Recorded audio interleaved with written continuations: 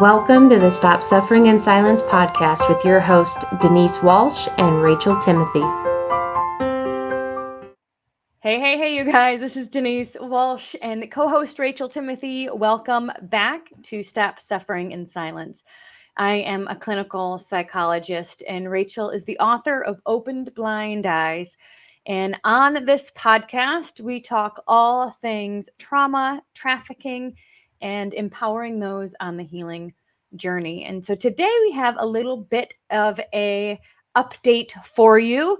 We are going to reflect on this last year, 2023, our first full year in ministry.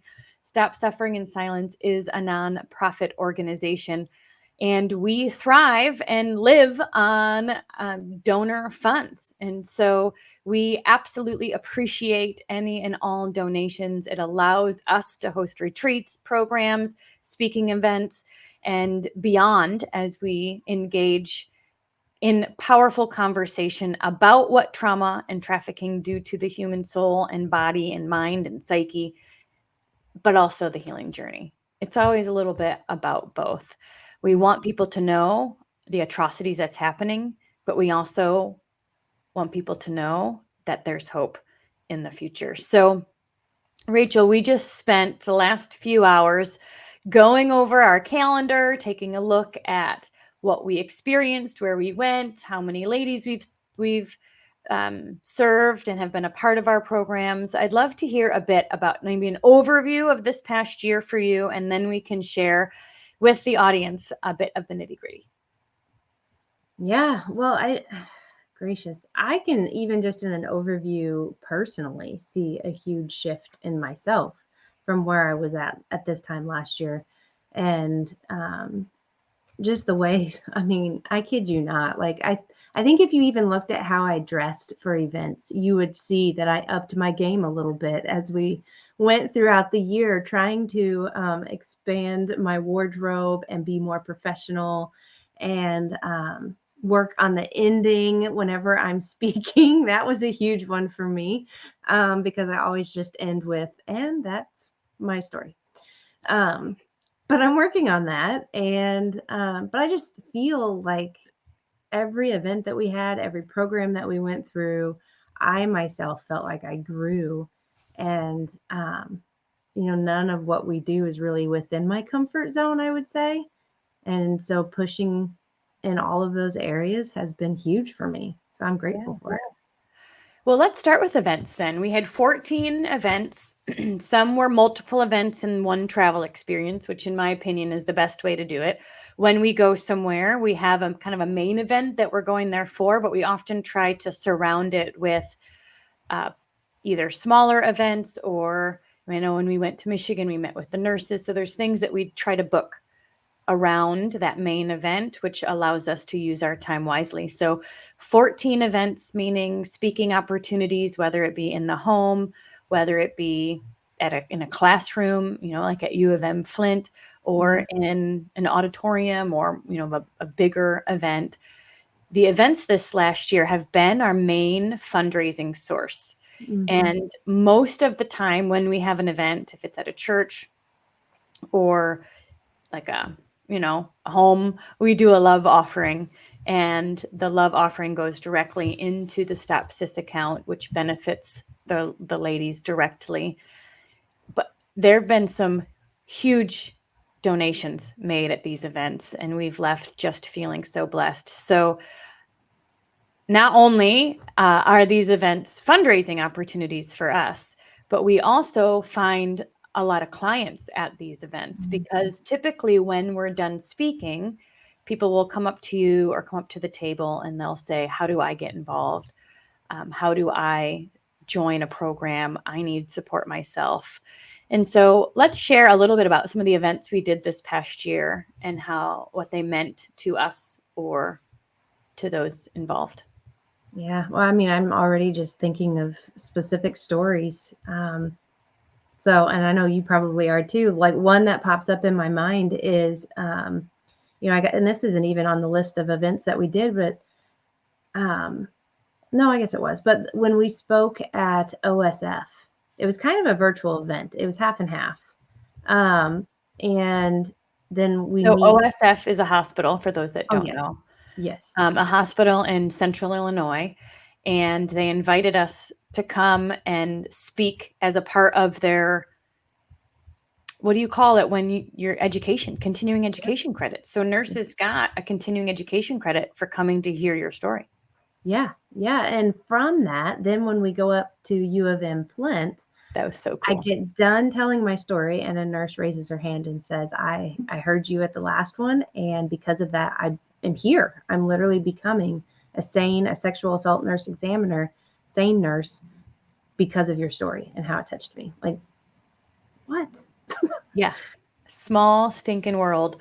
It was a really, I mean, the whole room was in tears because not only is your story powerfully emotional and it the mama bears come out, right? Because Mhm. we want to protect you and any other child experiencing such pain.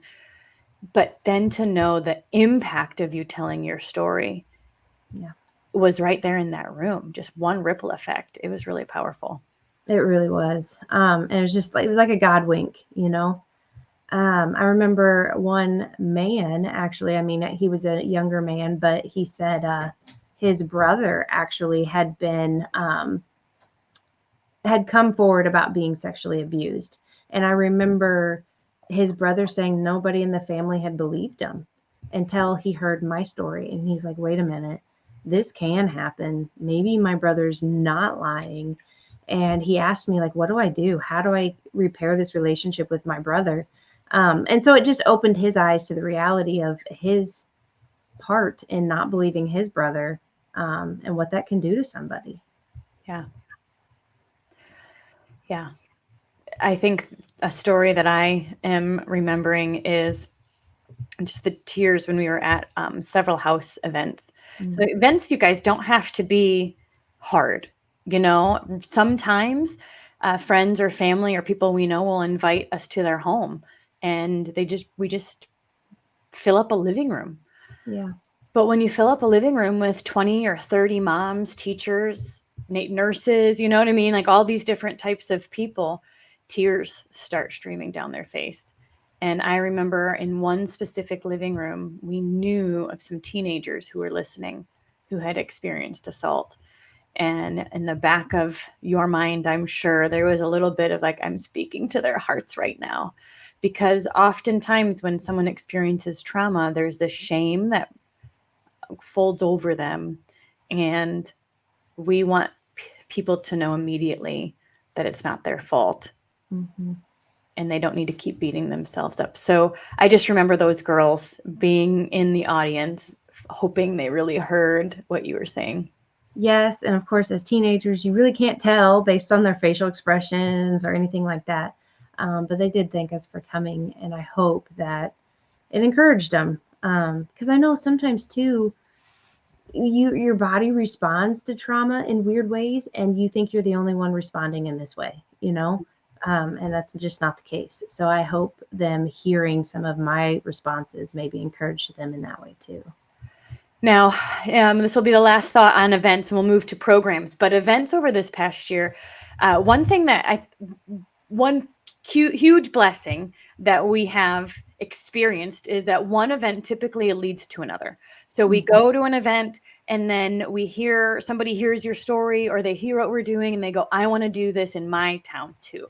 And so they book an event. And so we've been to Central Illinois 3 times with 3 different hosts because they want to keep the message coming. And it's been one thing leading to another. In fact, we recently just heard from someone who found us on YouTube and is inviting us to Delaware to speak to a room of mental health professionals and law enforcement and detectives and social workers and all these things, which is mind blowing and super exciting. And so one thing leads to another. And I think that if you're out there and you are interested in having Rachel come share her story at your church or at your home or at, in your local community, or if you've got, anyone in the helping professions that is interested in hearing, this is what we do. And Mhm. we'd love to be a part of it. I got a couple more stories I want to share. Oh, okay. One I think, which is often it's repeated many times, but I remember a girl who I believe was under the age of 18 and was expressing to me things that, like, after I spoke, there's usually a long line of people that come up, and I can't even tell you how many times I hear me too, basically. I mean, it's not always said in that way, but I hear story after story of abuse. And this particular girl, it was within her own family. And the family was, sugarcoating it, it really wasn't that big of a deal. And yet, pictures were taken and, things were done that were illegal. But this girl felt the weight of her family staying together on her shoulders. And I just remember praying with her and feeling that heartache for me to be able to say to her, this isn't normal. But yet, that's the heartbreak of it too. She then has to walk out that door and continue life. And but hopefully what she heard in coming to the event gave her a space of strength. But that was one that has stuck with me. And then another one, a lady came up to me afterwards and she was saying, I came here because I wanted to learn more about trafficking. She said, I didn't think that my own personal story would come into play in any way, shape, or form. However, she's like, for the first time, I realized what happened to me when I was 18 was not my fault, that I was groomed. And like, that's huge. That's huge in her life. Mhm. So moments like that just light my fire. And I don't know. I absolutely love that God allows us to do this. I mean, those are freeing moments for someone. Yes. You leave different and shifted when you have these aha moments and you shed these layers and you give yourself grace. And you never know what one moment, like how it can shift the rest of your days. We work with girls all the time who are completely different than they were last year. Yeah. Yeah. And it's not like sometimes it's a huge aha moment and it's a huge shift all at once. Most of the time, it's consistency over time that takes them in a new direction. And you just never know what that one thing or that one group you join or that one whatever that's going to take you in the direction you desire. Mm-hmm.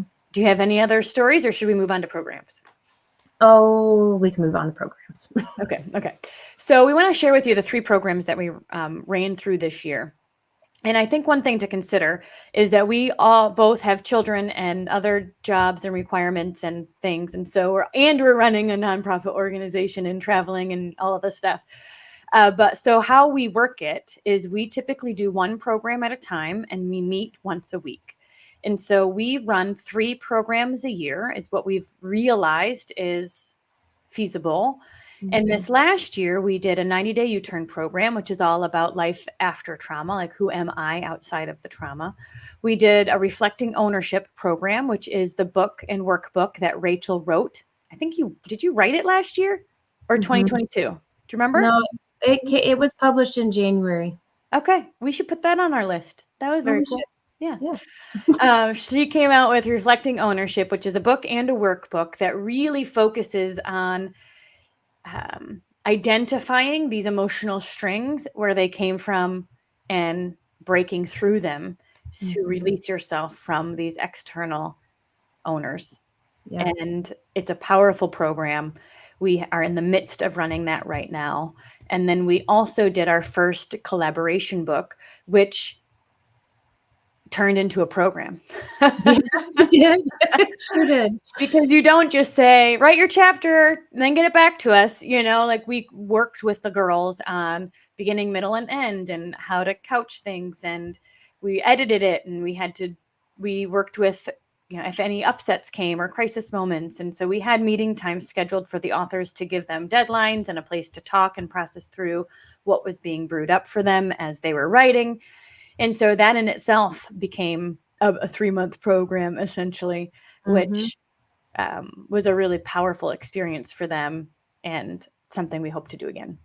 Yeah. Yeah. And even I'm thinking, the after effects of the book comes out and, people that they know and love reading their story for a lot of these women for the very first time. I mean, many of them were handing the book of the story of what they went through to family members. and saying, this is the reality of what happened to me. Yeah. And, needing to be there emotionally and as much as we could for these women, because that's extremely vulnerable, but wow, extremely powerful at the same time. We have 175 books sold so far. We'll put the link below if you have anyone in your life who you think would benefit from hearing the survivor stories. And I feel like some of the girls that we worked with, I say girls, women, people, I mean, no disrespect by saying girls. I mean everyone. But anyway, the ladies we worked with in the first collaboration book, most of them have gone through some of our programs and had experienced some shifts already, had grown in internal strength already.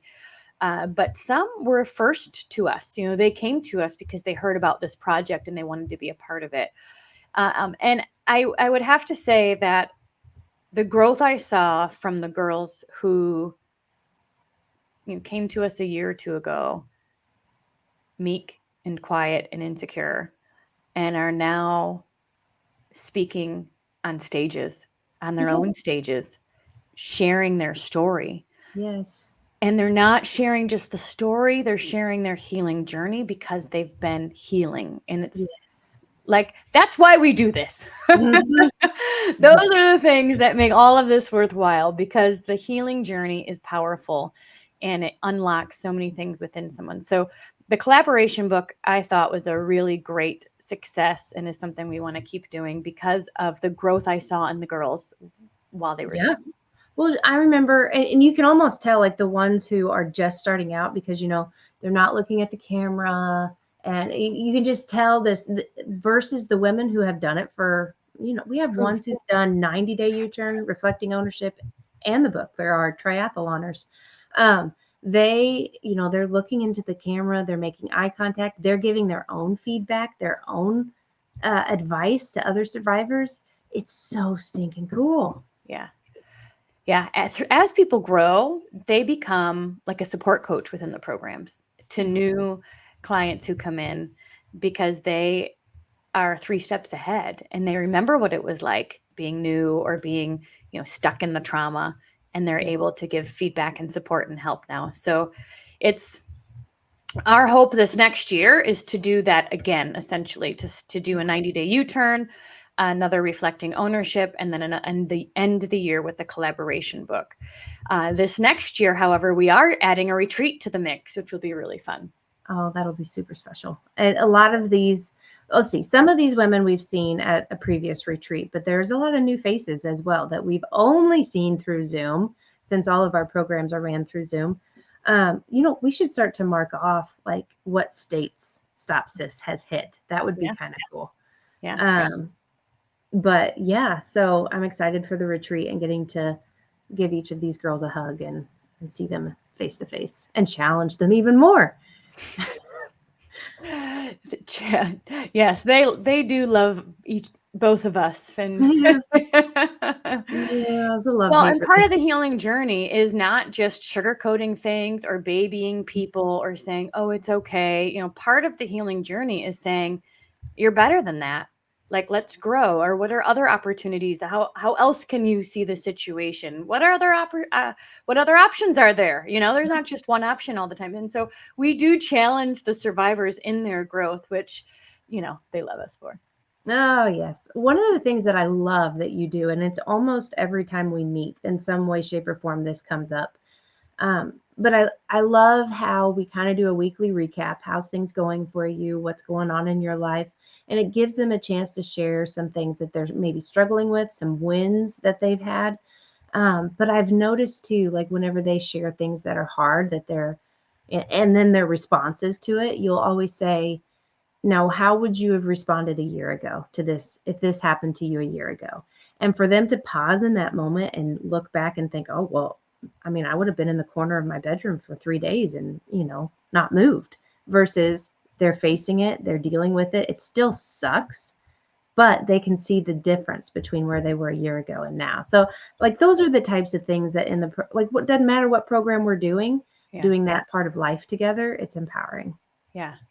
And you're right. Like, we don't promise that life won't happen anymore. Like we always say, life still's going to happen. There's still going to be upsets.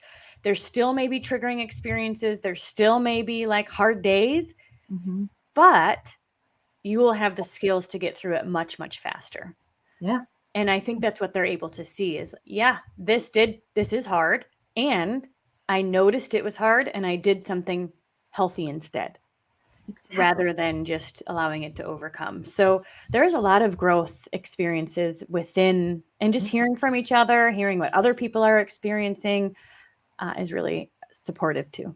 I think even them learning how to handle wins and good things in their life Yeah. has been eye-opening because for a lot of trauma survivors, it's like, okay, something good just happened, so I can bank on something bad happening next. Like that's their thought process. When is the next shoe going to drop? And we're able to say, no, like let's look at this differently. So even just accepting wins in their life is a good Yeah. thing, and Yeah. that Yeah. more is to come. It's exciting to see.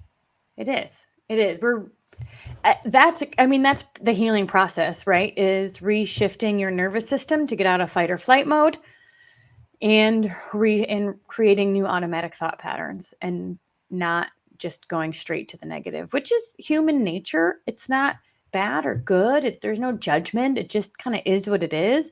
But now that we notice it, we can do something different. And that's what the programs allow the space to do. Like we're not having this conversation in the grocery store.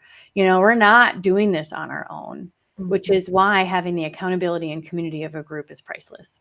Yeah. And when we have to miss a week for whatever reason, the girls miss it.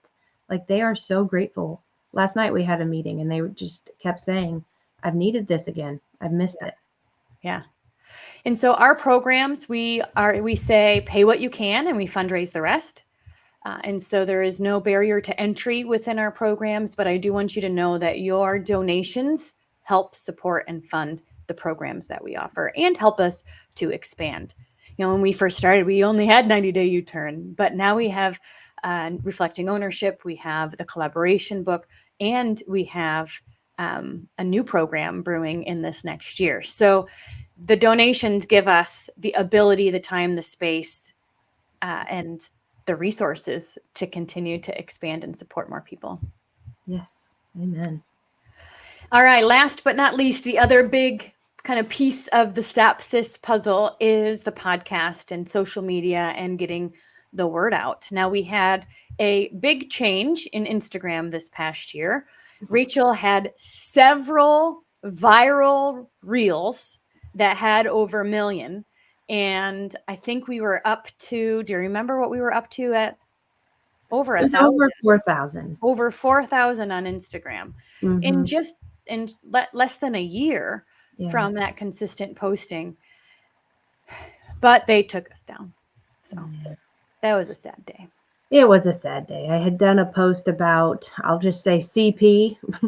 And that's actually what I said in the reel was CP. And then somebody in the comment below asked what CP was. I wish I would have said you can Google it, but I didn't. I gave the answer, and I think that's what then alerted Instagram.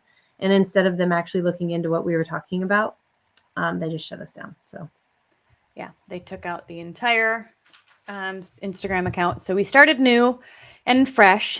So if you have not yet joined us, go to our new Instagram account. Like us on social media. We are on YouTube and Instagram and Facebook and TikTok. Are we on yeah, TikTok? yeah, we are. Okay, we're on. We need to put that in our stats. We Yeah. do. What in the world? So yes, go follow us on all of those social media platforms. And the goal with the social media and the podcast is to expand the reach, expand the information, so people like the lady in Delaware can reach out to us and collaborate with us. And so, go ahead. We are also on Twitter. Oh, Twitter. We are, yes. Do you post on it? I do, yes. Oh wow. I am not on Twitter, and I tried to log in and it won't let me. So. Banned. Yeah, I don't know. You can only have so many social medias that you really are on. So I have not seen us on that, but if you are on Twitter, be sure to retweet or whatever you do now. I think it's called X these days, but It is. It is, yes. yeah. Okay, very cool. So with podcast and YouTube views, we've had over 30,000, 35,000 over this past year, listening to the podcast collectively. And I think it's just cool to see that people are interested in this topic of trauma, trafficking, how to spot it, how to protect our children, and then what to do if and when it happens to you or someone you know. Mm-hmm. Yeah. It's sad, but yet I'm glad that they're looking for information, and I'm grateful that God gives us a platform to get to give it. Yeah. I remember when we first started, we were like, we have a really exciting topic today. We're talking about it's like never a fun thing to talk about. No. But the hard stuff has to be talked about so we can bring the darkness into light, transmute it, and really start that healing process. And so we hope to do a bit of both on this channel, where we talk about the hard things, but we also talk about the hope in the healing journey. And I think it gives survivors a chance to almost get to know us a little bit. Like, we'll go to these events and people will say, like, I feel like I already know you. Yeah. But it takes a lot for a survivor to trust us and to say yes to our programs. And so this podcast is a way for them to almost get to know us. Yeah. So it makes saying yes a little easier. Absolutely. And one of the reasons why we started the nonprofit was because we wanted to do a retreat. Yes. Remember, we were like, oh my gosh, this would be so much fun to have, like, I host retreats for my business, and we were like, we should do one with just survivors. Like, that would be stinking awesome. Yeah. And then we were like, nobody would come. No. Because you typically don't just say, oh yeah, sure, I'll drive, fly, meet people I don't know.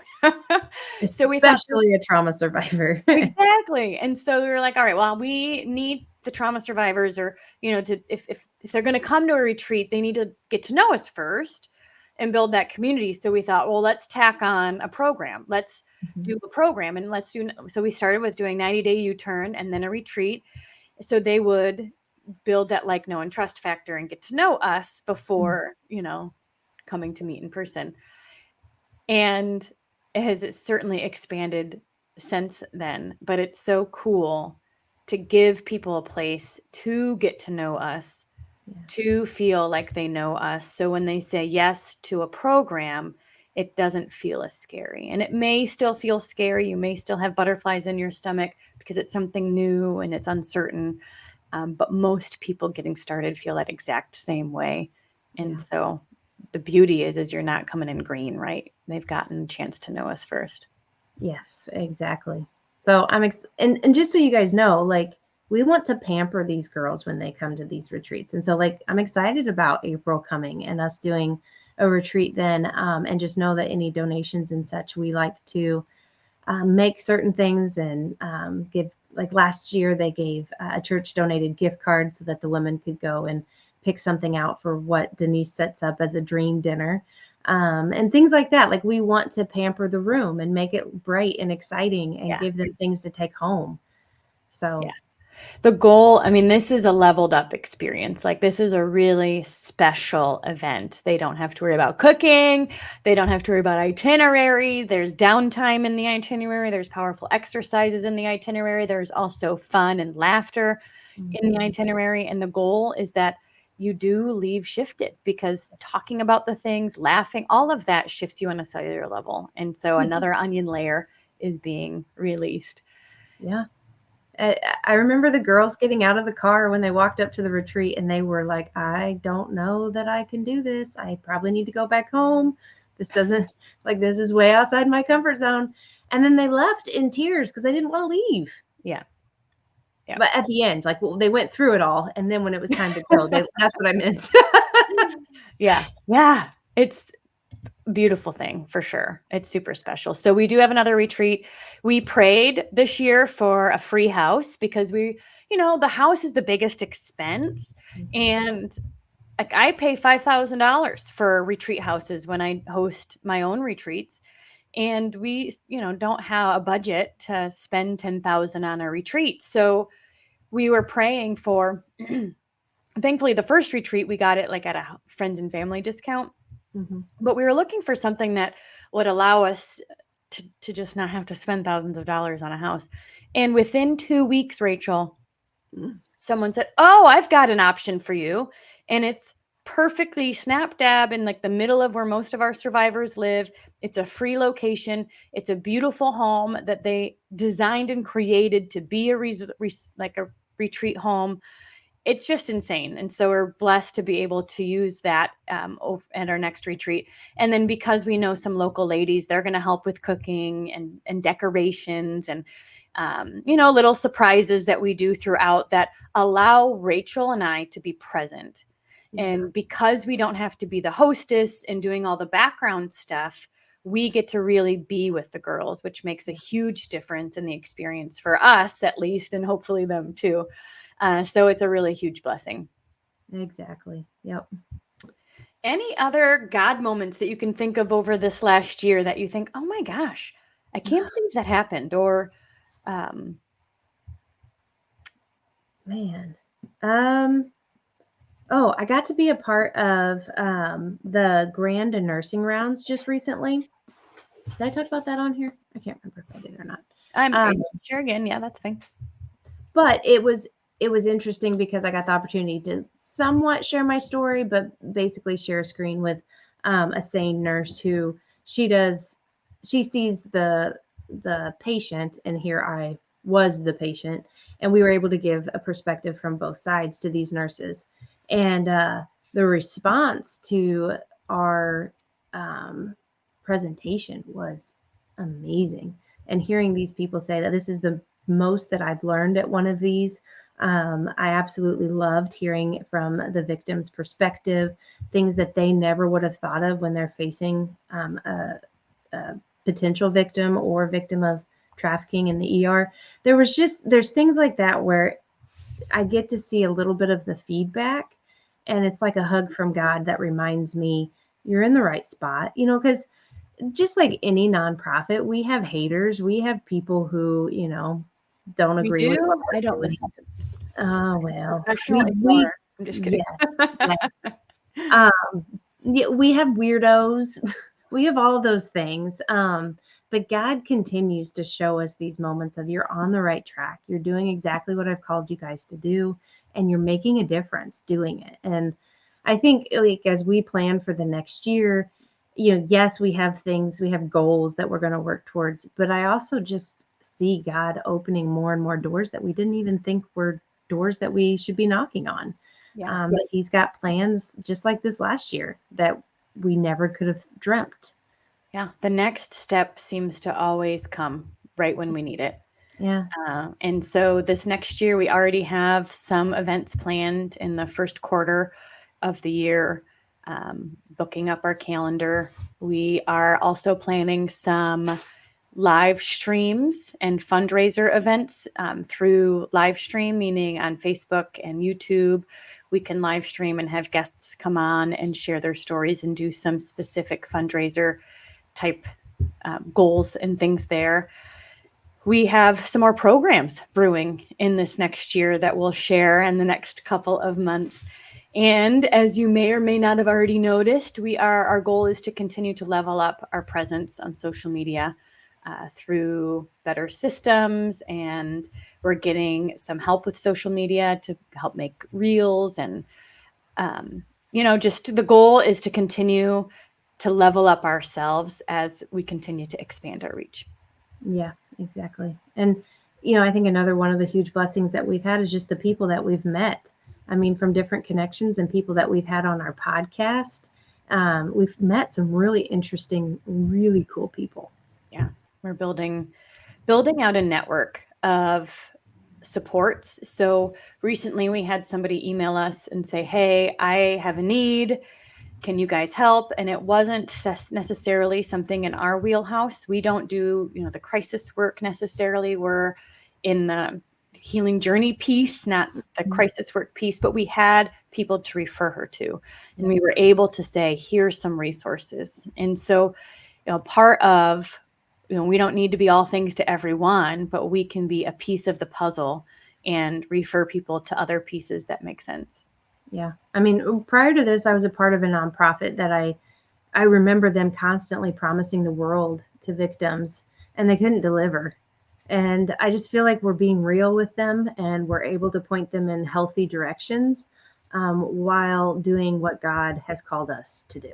And I Yeah. think everybody's doing what, if everybody does that, then it's going to be a Yeah. much better place. Yeah. We're staying in our lane. Yeah. Yeah. But because of the network we're creating, we also have referrals for things that aren't in our wheelhouse, which is really powerful. Yep. So goals for the next year, we are continuing to add events to our calendar. We're hosting a retreat. We are doing 3 programs. We are opening up another program. We are doing some fundraiser live stream events just to, again, expand our reach and resources. We are doing monthly newsletters, and our goal, again, is to educate on all things trauma and trafficking and empower those on the healing journey. So, Rachel, what are you the most excited about for 2024? Oh, I don't know. I love all of that we're doing. I can't tell you. Well, no, I guess I could. The new program that we're about to do, then that has my heart. This all has my heart, but that in particular, I'm super, super excited about. I can't wait to tell you all about it too, but I know we're going to wait a little bit. I will have to say, part of 2024 for those, I mean, we've talked about it a little bit, and but court is an issue, is not an issue. It's a piece of all of this as well. And as we're able to explain more as the process goes on with me doing a lawsuit against those who trafficked me as a child, I look forward to being able to be a voice in that as well. And it's a process and it's a difficult one. So that will definitely be a huge part of 2024 too, I believe. Yeah, absolutely. And if you guys watched our episode about taking care of Maya and the court case with that, I think that's one reason why I started diving into what court is all about and how does this work and what does it mean and all of that. And so that's why I'm so interested in learning about the court process, is to understand what's happening with yours. So again, if you guys are interested in anything court related too, and what does it mean to press criminal charges? What does it mean to press civil charges? What do the 2 different paths look like? I know we did do an interview with your lawyer, which we can link down below, about a civil suit, which is different than criminal, but still a powerful way to get justice. So anyway, these are just more things or more pieces of our story or your story that, as you experience, hopefully we'll get to share. Yeah, exactly. That's my hope. And I hope it opens doors for other people as well. So yeah, I'm absolutely. excited to see what God does with it. So I'm looking at all of our stats right now and like our goals for this next year. And I think that the thing that I'm most excited about is to keep doing what we're doing and expanding the healing. As you know, that's my favorite part. And one way to do that is we are only 2 people. We're supporting the survivors, and we can only have 6 or so people in a group, 6 to 8 maybe, in order to give everyone good attention. And so we do break people off into breakout rooms, and so everybody gets a chance to talk, but we want to support them personally as well. And so we don't have a group of 20 or 50 or things, because we want to keep it intimate and small and get to know people. With that being said, as we start to scale or have more and more survivors that are interested in joining us, we are going to need to create more and more groups. Yeah. And so that's something that we're not creating it right now, but we're keeping it in the back of our mind, is another Denise and another Rachel who can, host their own meetings using our curriculum as a part of Stop SIS, so we can offer more than one at a time. Yeah. And it's pretty cool that we need to start thinking about that. Yeah, it is pretty cool. It is pretty cool. So with that being said, I hope you guys had a great 2023. I think it is powerful for everybody, no matter where you are in life, to take a look and reflect back, see how far you've come, see where God has shown up, see where that next step came right when you needed it. Unexpected steps, right? Where you got invited to X, Y, and Z, and it took you in this direction. You didn't even have that on your radar. Things like that have happened I mean, we did that promo video this year. Like, Oh that was yeah. so powerful and so stinking fun to be a part of. And so Yes. more of, as we continue to grow and reflect, we hope that you do as well. So my challenge, I take all my clients through this exercise, is that you take a look back over this last year, what worked, what didn't work, what surprised you, and really honor the journey, because it's not just about getting to a destination where now I'll be happy. It's about enjoying the process and growing each and every year. And so my guess is, if you're listening, you've had some shifts yourself, some things that went well, some things that could be better, some things that you want to be intentional about in 2024. And so now is a great time to start setting those intentions and those goals for 2024, so you can begin the year strong. So Rachel, I'm proud of us. I'm proud of you. I'm proud of our survivors. It's been a really rewarding year. And we just know that the blessings will continue to come as we keep saying yes to the next step. Yes, absolutely. And for those of you who are interested in some of those court things that we were talking about, our next podcast is going to be based around Stacy Peterson and her death, and the counselor who worked with her. So I'm excited for that. I'm excited for the interview. I think you guys will enjoy hearing more about that too. Because I did not know anything about the Stacy Peterson story. Can you give a quick synopsis on what it is? So basically, she had gone to it was her pastor who was counseling her. And she was married at the time. Drew Peterson was his name. And she confided in her counselor that Drew Peterson had killed his previous wife, and that she was concerned for her own life, the way that I remember it. And a couple weeks later, she went missing and was never seen again, and presumably dead. And Drew Peterson went to court for a criminal case. And this was one of the few times where a third party was able to testify on behalf of the victim. And so the person that we're going to be interviewing, Neil Scory is his name, he is able to stand in court and say, she admitted to me that he admitted to her that he had killed his previous wife and that she was not safe. And that was enough to put Drew Peterson in prison. And but it's really interesting to hear from the pastor's perspective what it was like and how it has shifted his view of trauma victims and what to do in those moments. So it's interesting, and I think you guys will enjoy hearing about it too. Yeah, absolutely. And if you are interested in being part of any of our programs in next year, if you are being stirred by hearing about this content and you either want to book us to come speak at your event, or you are a survivor yourself and you're like, I don't want to figure this out on my own. I need a community of growth-focused survivors who get me and are on their own healing journey, then reach out to Stop Suffering at .org. Right? Yes. Oh, Okay. wait. StopSuffering.org. I was thinking about the email, but yes. Or StopSIS at protonmail.com. Okay. So StopSuffering.org or StopSIS at protonmail.com. Yes. And you'll see all the links in the description. Yes. But reach out to us, because we're putting together a wait list for our next round of 90-day U-Turn, which will start in February. We're starting to think about just putting feelers out and starting to create a list of people who might be interested in that. So if that's you, email us, or you can get on the wait list. We'll put all the links in the description box below. And if you are interested in being a granny or a volunteer or be on our prayer list, reach out as well, because we're looking to expand not only our person, like us doing more and having more of a reach, the StopSIS team as a whole, because with more people, it's easier. There's a saying about that, but Yeah. What is it? More hands make light work, something like that. Yes.